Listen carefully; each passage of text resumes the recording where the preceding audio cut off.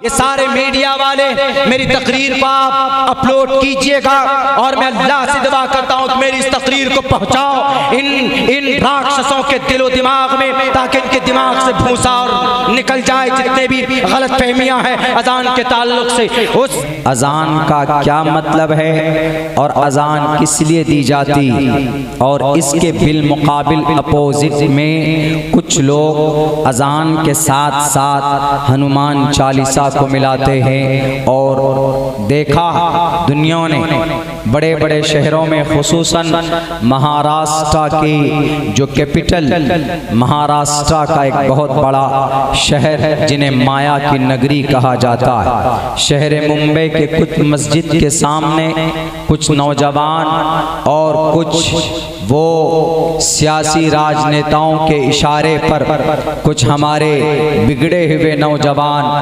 माथे पर वो भगवा बांधकर और मस्जिद के सामने बाज़ाब्ता मस्जिद की जामे मस्जिद की मरकजी मस्जिद की गेट के सामने खड़े होकर उन्होंने अजान के सेम वक्त में हनुमान चालीसा पढ़ने का उन्होंने प्रयास किया और उन्होंने कोशिश की।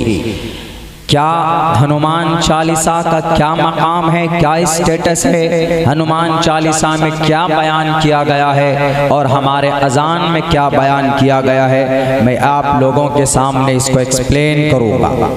और दूसरी बात, दूसरे नंबर पर मेरी कोशिश रहेगी कि अभी कुछ दिनों पहले, कुछ दिनों क्या अभी 2-3 दिन पहले, कल की बात है बल्कि कल एक ज्ञानवापी मस्जिद में वीडियो सर्वे किया गया और ये बनारस वाराणसी के अंदर ये मस्जिद है और वहाँ एक मंदिर के सामने एक मस्जिद है, उस मस्जिद के ऊपर केस चलाया जा रहा है और उस मस्जिद को तोड़ने की, बुलडोज़र चलाने की कोशिश की जा रही। इनके ऊपर बात करूँगा, रोशनी डालूँगा। अल्लाह से दुआ करता हूँ कि अल्लाह तबारक व तआला हमें खुद उन बातों पर कहने की जुर्अत दी जिन पर मैं मुकम्मल तौर पर अमल कर सकूं। मेरे साथियों, अजान मुसलमान नमाज से पहले देते और ये अजान का मतलब सिर्फ ये होता है इनविटेशन, इनवाइट करना। It's only announcement for praying of God, for worship of Allah सुब्हानहू व तआला। अल्लाह तबारक व तआला की बंदगी और इबादत करने के लिए, जमा करने के लिए, तमाम मुसलमानों को इन्फॉर्म करने के लिए ये अजान दी जाती है। और इस अजान का वजूद कब से है, इस अजान की तारीख को पढ़ने की ज़रूरत मैं उन लोगों से कहूँगा जिन लोगों को हमारे अजान के अल्फाज से दुश्मनी है, हमारे अजान से जिनके पेट में मड़ोर और दर्द पैदा होता। आप हमारे कुरान को, हमारे अहादीस को नहीं पढ़ते, मत पढ़िए, लेकिन अपनी किताबों को जरूर पढ़िए। आपकी किताबों में साफ साफ लफ्जों में अजान का तज़किरा मौजूद है, जिसमें कहा गया उच्चलापी भविष्यति जनोमम, ऊंची आवाज में अंतिम महर्षि लोगों को बुलाएंगे। उच्चलापी भविष्यति जनोमम का क्या मतलब? सिर्फ चीखने से नहीं होता, सिर्फ भाषण देने से नहीं होता, बल्कि पढ़ो, ज्ञान हासिल करो कि इस अजान का अर्थ क्या है, ये कब से वजूद में आया, इसका कोई और इंटेंशन है क्या, कोई और मकसद है क्या, तो आपको खुद पता चल जाएगा कि अजान का मकसद कुछ नहीं, सिर्फ ये कि लोगों को खबर दी जाती है कि मुसलमानों, तुम्हारे नमाज का वक्त आ चुका है, तुम नमाज पढ़ने के लिए तैयार हो जाओ। मुझे बताए यहाँ पर हजरात उलमाए किराम की बड़ी तादाद, दुनिया के किसी भी आलिम दीन से पूछ सकते, किसी भी स्कॉलर ऑफ इस्लाम से पूछ सकते हैं कि क्या अजान का कोई दूसरा अर्थ है, अजान का कोई दूसरा मतलब नहीं हो सकता, अजान का कोई दूसरा इंटेंशन नहीं हो सकता। अजान का सिर्फ एक ही मकसद, अल्लाह की इबादत के लिए लोगों को बुलाना, to listen, to hear, be informed about, खबर करना किसी को किसी चीज के बारे में, सुनना सुनाना, ये बाज़े लफ्जों में मौजूद है। महाराष्ट्र के राज ठाकरे साहब, आपको भाषण देना बहुत आता है। अगर भाषण से इस देश की तरक्की होती तो एक लाइन में सारे स्पीकर खड़े हो जाओ, एक तरफ अब्दुल्ला खड़ा हो जाएगा, तुम्हारे पसीने 1 घंटे में छूट जाएंगे।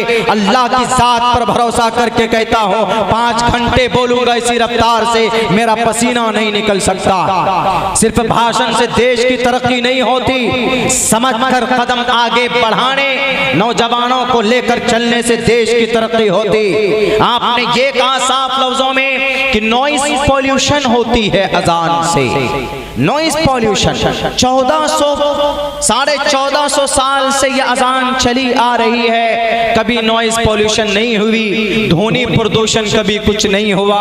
और ये आए बड़े ज्ञानी, ये अनपढ़ गवार जो कि 5वीं फेल, नर्सरी फेल, और फिर इन्होंने इंटर मैट्रिक का भी सर्टिफिकेट जिन्होंने नहीं देखा, ये इतनी बड़ी नमाज के ऊपर, अजान के ऊपर इतना बड़ा जजमेंट दे रहे हैं। भारत के किसी भी कोर्ट का आप आदेश पढ़िए, ऑब्जेक्टिव साइंटिफिकली अगर ये नुकसानदेह हो कि नॉइस पॉल्यूशन होती हो, तो मैं हर जलसे में चीख कर कहूंगा कि अजान के ऊपर पाबंदी लगा दो। ऑब्जेक्टिव साइंटिफिकली ये नुकसानदेह नहीं है अजान, बल्कि अजान तो एक खूबसूरत और प्यारी आवाज है जिसमें अल्लाह तबारक व तआला की बड़ाई के साथ लोगों को कहा जाता है कि तुम मोमिन हो तो अल्लाह की बंदगी के लिए आ जाओ। 28वें पारे में सूरे जुमा में जुमा के लिए अल्लाह तबारक व तआला ने कुरान करीम में बाज़ाब्ता आयत नाजिल की, या अय्युहल्लज़ीना आमनू इज़ा नूदिया लिस्सलाति, जब तुम्हें नमाज के लिए पुकारा जाता है मी यौमिल जुमा, जुमे के दिन, फसाओ इला ज़िक्रिल्लाहि व ज़रुल बै, अल्लाह की बंदगी के लिए निकल पड़ो। व ज़रुल बै, खरीदो फरोख्त को छोड़ दो। वो अगरचे नमाज जुमा के लिए है, लेकिन इससे साफ पता चलता है कि जब अजान दी जाती है नमाज के लिए, सब चीज छोड़कर अल्लाह की बंदगी के लिए सबको जाना चाहिए। अजान के अल्फाज क्या है? अल्लाहु अकबर, अल्लाहु अकबर, बस यही, अल्लाहु अकबर, अल्लाहु अकबर, अल्लाह सबसे बड़ा, अल्लाह सबसे बड़ा। आगे क्या है? अशहदु अल्ला इलाहा इल्लल्लाह, अल्लाह के सिवा कोई माबूद नहीं है।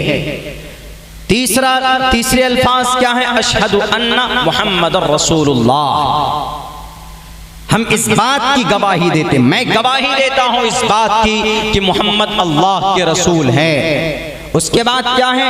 हय्या अलस्सलाह, हय्या बमाना इती, ये किसी वर्ड के ऊपर रिप्लेस है, ओरिजिनल ये वर्ड नहीं। हय्या बमाना इती, आओ, लस्सा हय्या, हय्या अलस्सलाह, अला अस्सलाह, नमाज के कामयाबी के लिए, हय्या अलस्सलाह, नमाज के तरफ आओ, नमाज पढ़ने के लिए आओ। कोई और मीनिंग नहीं, सेम मतलब बता रहा हूं जो अहादीस में मज़कूर। हय्या लल फलाह, हय्या अलस सलाह के बाद हय्या लल फलाह, इसका मतलब हय्या इती, आओ, किस लिए? अल फलाह, अल फलाह मीन्स कामयाबी। The common word, the most use of this meaning, there is no intention of prayer of azan, अजान का और कोई मतलब है? कोई मतलब नहीं। उसके बाद फिर क्या? अल्लाहु अकबर बोलकर ला इलाहा इल्लल्लाह लास्ट में खत्म हो जाता है, और कोई मतलब है इस अजान के इन अल्फाजों का कोई मतलब नहीं। अब इसको मिला देते हैं किसके साथ? हनुमान चालीसा के साथ। इस अजान में 2 पैगाम है। एक पैगाम यह है कि अल्लाह सबसे बड़ा है और अल्लाह ही बंदगी के लायक है। दूसरा पैगाम यह है कि मोहम्मद अल्लाह के रसूल हैं। ये 2 मेन पैगाम, वो एक तो ऑर्डर है नमाज की तरफ आओ और कामयाबी की तरफ आओ, ये 2 पैगाम। तीसरा कोई अर्थ नहीं। एक का मतलब अल्लाह तबारक व तआला, अल्लाह के अलावा कोई माबूद नहीं। दूसरे का मतलब मोहम्मद अल्लाह के रसूल हैं। अब हनुमान चालीसा को देखिए, हनुमान चालीसा 7 मरतबा पढ़ेंगे तो राक्षस भागेगा, 11 मरतबा पढ़ेंगे। हम तो कहते हैं कि 11 राक्षस और कोई नहीं है, ये राक्षस यही लोग हैं। ये जो मस्जिद के सामने खड़े होकर हनुमान चालीसा पढ़ते हैं, इससे बड़ा राक्षस कौन होगा? हनुमान चालीसा पढ़ते हैं किस लिए? विघ्नहर्ता, बुराइयों को जालिमों से बचने के लिए, शैतान मरदूद से बचने के लिए, जुल्म तशद्दुद से बचने के लिए, संकट से निकलने के लिए हनुमान चालीसा पढ़ा जाता है। जय हनुमान, इससे पहले 3-4 लाइन और वो जरूरी नहीं। जय हनुमान दोहा यहां से, जय हनुमान ज्ञान गुण सागर। जय का मतलब जय हो, जय का मतलब आपका बोलबाला हो। जय हनुमान, ए हनुमान आपका बोलबाला हो। हनुमान कौन है? ज्ञान गुण सागर, जो ज्ञान का पिटारा रखता है, जो गुण जिनके अंदर है, सागर ज्ञान गुण का सागर। जय हनुमान ज्ञान गुण सागर। जय कपीस ते हो लोक उजागर। जय कपीस, कपीस भी हनुमान का दूसरा नाम। जय जय हो कपीस ते हो लोक उजागर। तीनों लोक में, तीनों लोक का मतलब स्वर्ग लोक यानी जन्नत और भूलोक ये जमीन और मृत्युलोक, इन तीनों लोक में यानी इन तीनों दुनिया में, तीनों दुनिया में जय कपीस ते हो लोक उजागर। आपका ही चर्चा है। किसकी तारीफ हो रही है? हनुमान जी की तारीफ हो रही। वो हनुमान जी जो एक सिर्फ दूत थे, जो सिर्फ एक नेकी करने वाली जात थी, वो कोई परमात्मा नहीं थे। और हमारे आजान के अल्फाज अल्लाहु अकबर, अल्लाहु अकबर, कि अल्लाह सबसे बड़ा, अल्लाह सबसे बड़ा। तुम तुलना करते हो अल्लाह का हनुमान से। अगर तुलना करना था तो हनुमान चालीसा में तो रामचंद्र जी से करते, ताकि कुछ पता चलता कि श्री रामचंद्र जी मर्यादा पुरुषोत्तम, आपके राम है, आपके परमात्मा है। तो हमारे परमात्मा से आप कंपेयर करते। एक तरफ अल्लाह, एक तरफ हनुमान जी।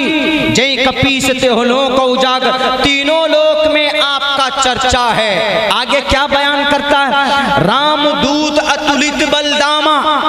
राम के दूत थे अतुलित बलदामा, बहुत बड़े ताकतवर थे श्री रामचंद्र जी। जब वो जीवनी संजीवनी की बोटी की जब जरूरत थी, जिससे लक्ष्मण का इलाज करना संभव था, तो उनको भेजा था। तो वो जाकर पूरे के पूरे पहाड़ को उठाकर लेकर आए थे। ये देवमालाई कहानियां, इसीलिए उनको कहा गया रामदूत अतुलित बलदामा, अंजनी पुत्र पवन सुतनामा। हनुमान चंद, हनुमान जी के कोई माँ नहीं, कोई बाप नहीं, अंजनी पुत्र यानी जो कोई जन्मा नहीं है, वो इस धरती के ऊपर आया यूं ही।